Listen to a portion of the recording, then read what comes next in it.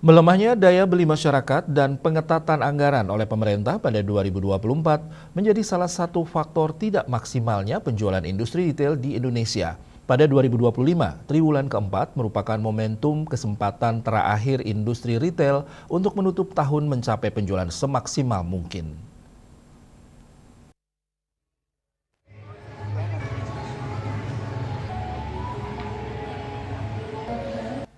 Menurut Ketua DPP APPBI, Alfonsus, seperti diketahui puncak penjualan retail di Indonesia ada di momen Ramadan dan Idul Fitri.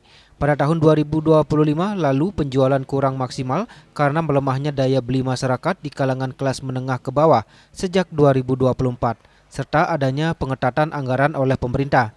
Hal itu berdampak terhadap sektor-sektor perhotelan, transportasi, makanan, minuman, serta lainnya.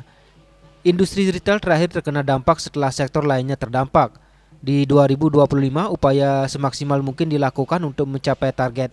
Sehingga di triwulan keempat 2025, hasilnya cukup baik dengan angka pertumbuhan mencapai 5%. Sementara pada triwulan pertama 2026, sangat penting membuka tahun yang merupakan puncak penjualan industri retail karena adanya momentum Ramadan dan Idul Fitri. Namun demikian patut diwaspadai pada triwulan pertama setelah Ramadan dan Idul Fitri dengan masuknya ke masa low season.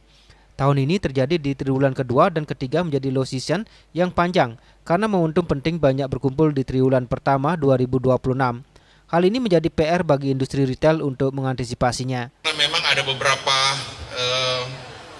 kendala, salah satunya adalah daya beli masyarakat yang sudah mulai terganggu khususnya di kelas menengah bawah sejak 2024, ditambah lagi akhir 2024 ada pengetatan anggaran pemerintah begitu.